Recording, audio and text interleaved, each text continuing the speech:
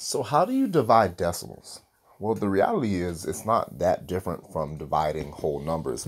The simple exception is that the first thing that you have to do is make sure that your divisor, which is also known as your denominator, or the second number, is a whole number. As long as this second number is a whole number, you're good to go. So let's take a look at this first problem. So I have 1.536 divided by 96. So as always, I'm going to rewrite the problem. So 1.536 divided by 96. Then I'm going to rewrite it with the first number, or the dividend, or the numerator, on the inside of the division symbol. So 1.536 on the inside and 96 on the outside. So now I look at this problem again, and I say, well, my rule is I need to have the denominator, or the divisor, the second number, to be a whole number. Well, 96 is a whole number, so that means I don't have anything special to do for this problem. Once my denominator is a whole number, all I have to do from there is take the decimal in the numerator and bring it straight up, just like this. Now, once I do the rest of my division, as long as I line up my digits correctly, I'm going to get the problem right. So here's 96 going into 1536 because I'm essentially ignoring the decimal now that it's in the numerator. So I look, can 96 go into 1? No. Can 96 go into 15? No. Can 96 go into 153? Well, yes, it can. It can go in one time. But the best way to confirm that is just confirm with addition. So if I start with 96, well, 96, that will be one time. So if I add another 96, that would be 192, because 12 here, carry the 1, 18 plus 1 is 9, 192. So two 96s would be 192. That's too much. I only need 153. That means then that yes, 96 goes into 153 one time. So I put the 1 over the last digit that I'm using to create the number that I'm dividing. So 153, so the 1 goes over the 3. Now I'm going to multiply 1 by 96 as we've always done. The rest of the problem is exactly the same. And as you can see here, since I skipped this number, this is going to be a 0. I couldn't use it, so it's a 0. So 1 times 96 is 96. I subtract 153 by 96, and that's going to be 13.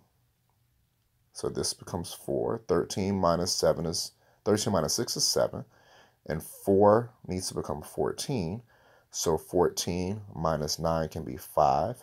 And since I borrowed from here, this needs to become a 0. And so this is 57. So now I'm going back to division again. So 57, or 96 going into 57. Since 96 can't go into 57, I need to bring my 6 down. And this becomes 576. So if 96 needs to go into 576, I need to figure out how many times 96 can go into 576. So again, since I already have 1 time and 2 times here, if I keep adding 96, it won't take too much longer. It does take a little longer, but not too much longer to use addition to confirm to make sure I'm not missing anything. So here's 8, and then 9 plus 9 is 18, carry the 1, and that becomes 288. That's 3 times. I add another 96, and that's 14, carry the 1, and 1 plus 8 is 9, 9 plus 9 is 18, carry the 1, 1 plus 2 is 3, 384. So 4 times would be 384. Add another 96, and that's 10, carry the 1, 1 plus 8 is 9, 9 plus 9 is 18, carry the 1, 1 plus 3 is 4, 480. Not there yet, but this is 5. Add another 96.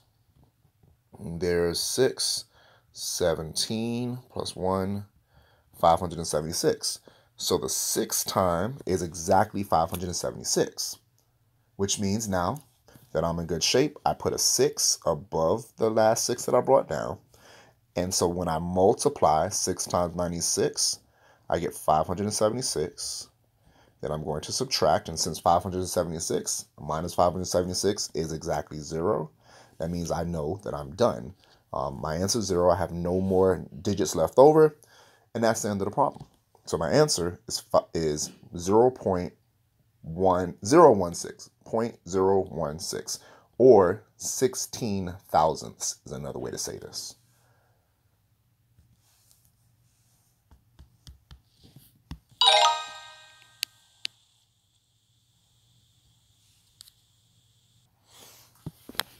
So let's try another one. So again, we're looking, these numbers again are no different than regular division. The only difference is the first thing that has to happen is the second number, or the divisor, has to be a whole number.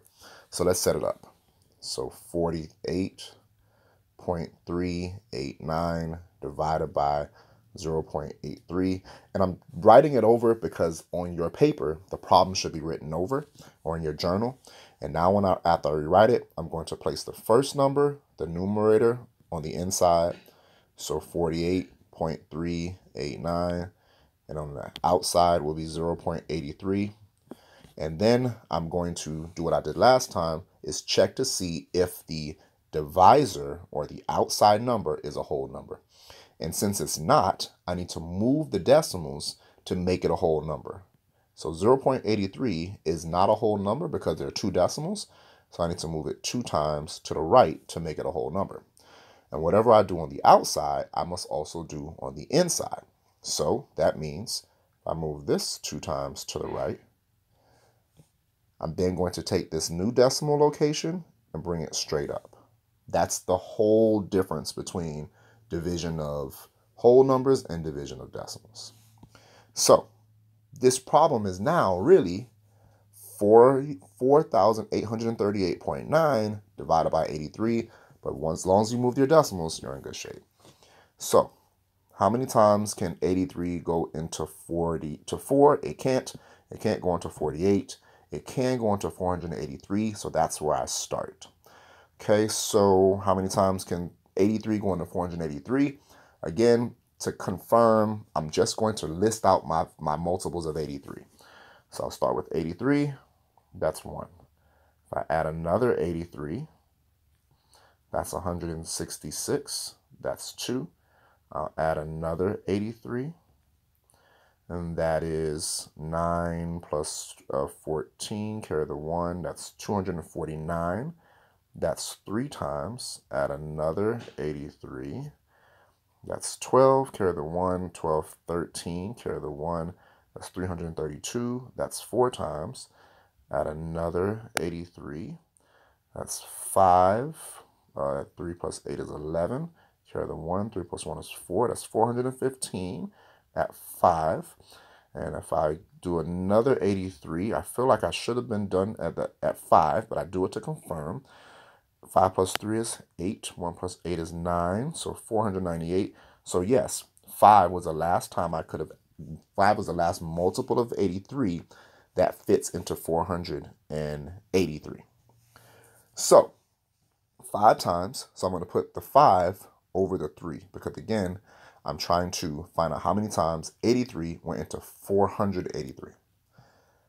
Now I multiply 5 times 83, which I already knew from right here was 415. And now I'm going to subtract 483 minus 415.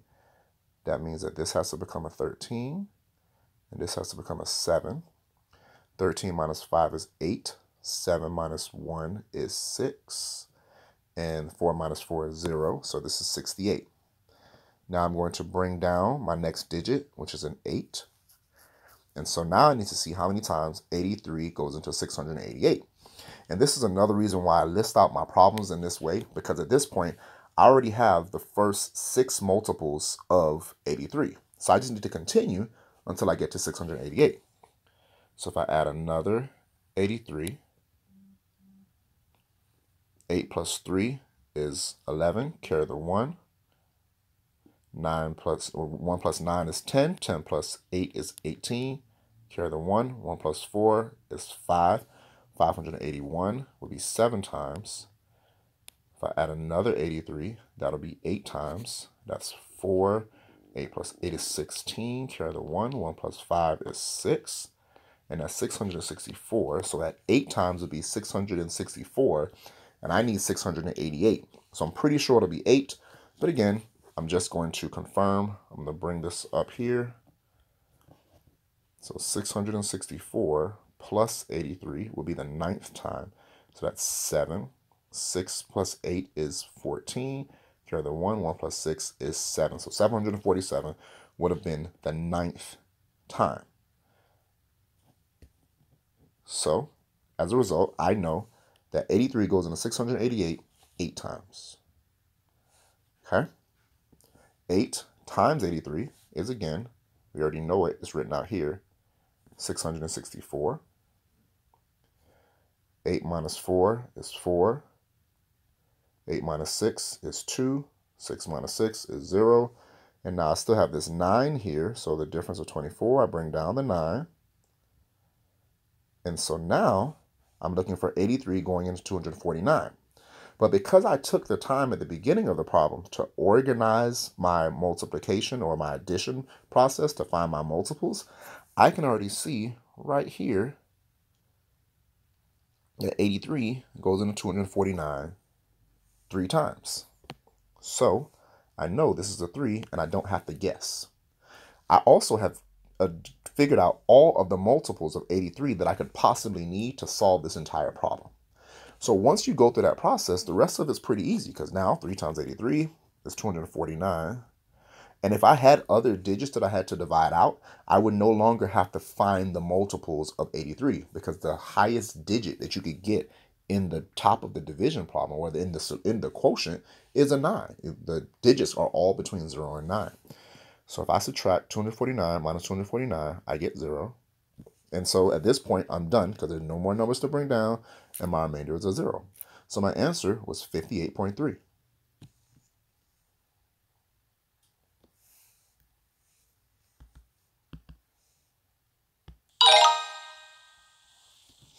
I'll do one more. So 43.396 divided by 57.1. Rewrite the problem. 43.396 divided by 57.1. Put the first number inside, 43.396. Second number outside, 57.1. Move my decimal for the denominator or the divisor 1 time to the right to make it a whole number. So I move this decimal 1 time to the right and I bring it straight up. So that means that the decimal is now between the 3 and the 9. Just need to keep that in mind. Now, I'm trying to figure out how many times the number 571 can go into this 433.96. We're going to do the same process as always. Can 571 go into 4? No. I'm going to go ahead and put a 0 there. Can it go into 3? No. Put a 0. Can it go into 433? No. Can it go into 4,339? Yes. And so that's what we're going to have to figure out. Okay. Now, let's walk through that. So if I'm going by multiples of 571, the first 571 will be 1, obviously. If I add 571, that will be 2, 14, carry the 1, that's 11. That's the second one. The third one, if I add another 571, that gives me 3, 11. Let's carry the 1. 1 plus 1 is 2, plus 5 is 7. And then 1, so 17, 13. That's 3. Add another 571. And that's 4, 8, 12, 1. 1 plus 1 is 2, so 2284. That's 4. Add another 571. That's 5, 15. Carry the 1. 1 plus 2 is 3, plus 5 is 8. And then 2 plus 2 is 2855. That's 5. And I can hear some of you right now saying that's too much work. And I understand what you're thinking, but in the long run, this is confirming accuracy, and it will actually be useful towards the end of the problem. So let's keep working. So I add another 571. That's 6. 12, 1. 1 plus 8 is 9. 9 plus 5 is 14. Carry the 1. And that's 3426. That's 6 times. Plus 571. That's 7. 9.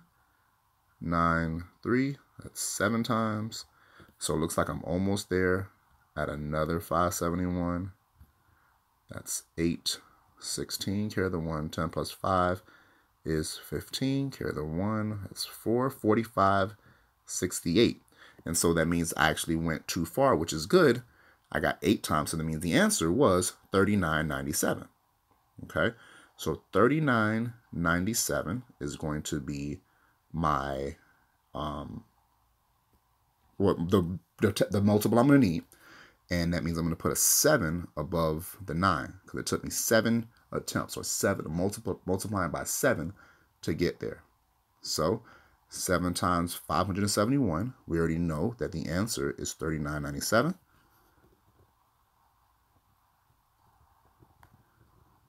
And then I'm going to subtract. That's a 2.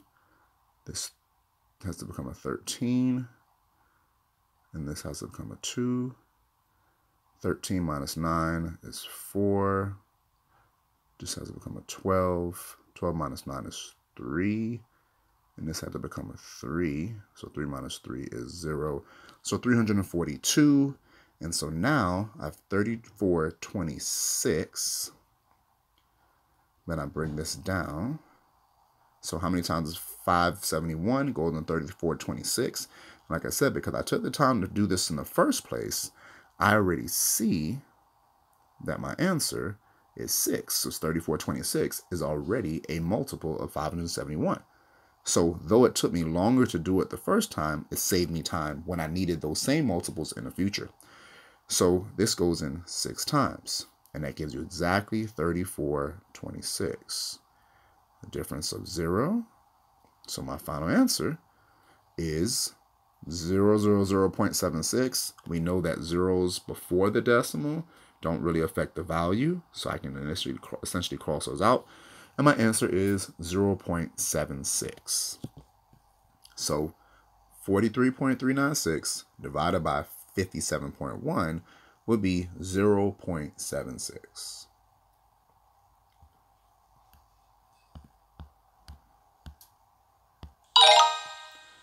So that's it. I mean, the problems don't get any more difficult. Once you list out all your multiples, you can do this just like any other regular division, long division problem that you've ever done. The key is move the decimal so that your divisor or your denominator becomes a whole number. Move the decimal in the numerator the same number of times. And once you do that, you put the decimal straight up.